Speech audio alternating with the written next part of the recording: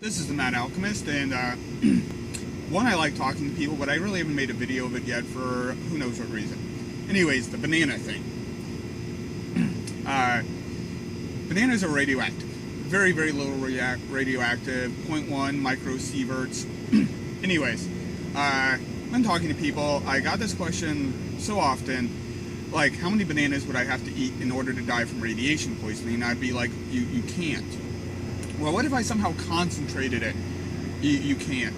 If there's that station a mile under the Antarctic, whatever, don't quote me on that, where they use to try and detect and find neutrinos. If you were sitting in there with all of that shielding and you ate a banana, you'd still receive more background radiation from the sun that day than from the banana. And for the longest time, I just ignored this question. I would just brush it off. And a while ago, I was working on something else, and with radiation, I think it had to deal with the Fukushima accident and whether it's safe to eat tuna fish, etc. And I came across the banana thing, and I was like, you know what, I'm going to answer this thing. The answer is you're not going to make it, but not for the reasons you think. So, in order to,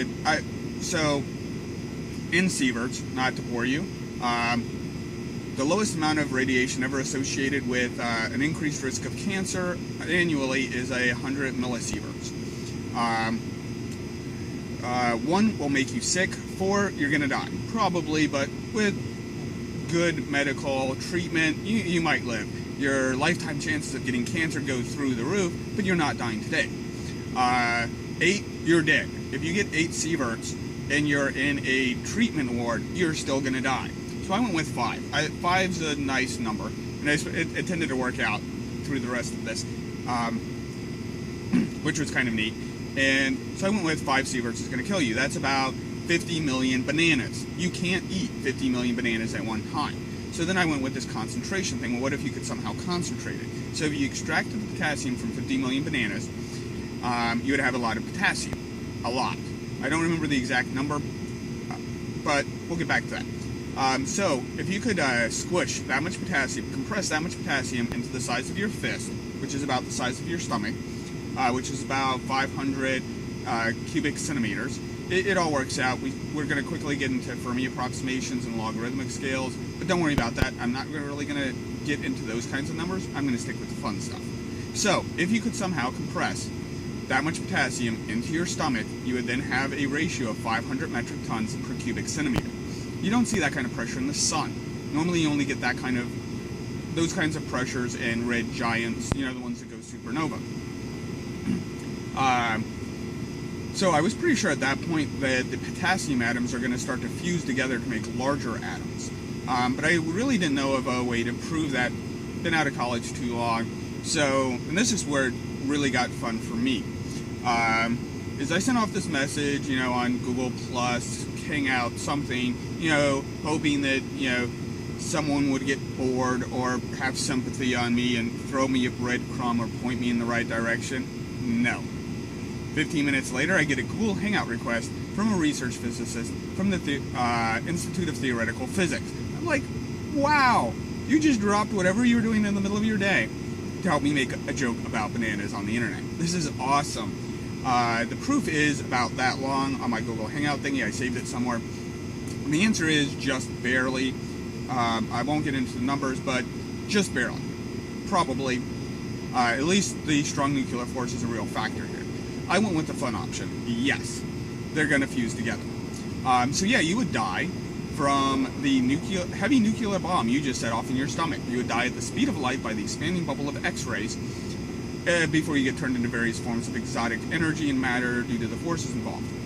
So let's go back to the bananas. What if you could somehow squish 50 million bananas into your stomach? It would ignite nuclear fusion like in stars, and you would very briefly be a shining little star. Which is, in my opinion, my second favorite way of going. If they're like, you're gonna die, that's a given. You're gonna die. There's no out. There's no anything. You're gonna die. How do you want to go? I would like to go that way because, as Carl Sagan said, we're made of star stuff. So if I went in a heavy nuclear explosion, fusing heavy atoms into heavier atoms millions or billions of years ago, some life might be made out of me stuff. I say it's my second favorite way of going because my first, someone asked Randall Monroe, what if XKCD, could you die from neutrino radiation, which is kind of an odd question.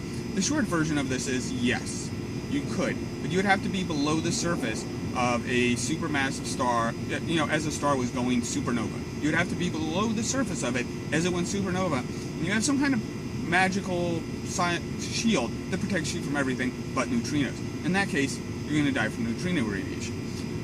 Why that's my favorite way of going? We've all watched action movies. To take out the main villain, you need to electrocute them with an electric grid while shooting them with some kind of special gun, and then you got to see them die. Otherwise, they're coming back. So the idea for me that someone out there would think that I'm such a person, I'm such a super villain, that they need to blow up a star, ripping a hole in space and time just to take me out, really amuses me.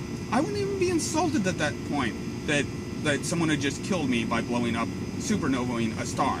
It's like winning the Nobel Prize for scariest villain. Okay, that went on longer than maybe I wanted it to, but I really like this one. And like it, love it, hate it, share it, subscribe, that would be awesome. The end for now. Boop, boop.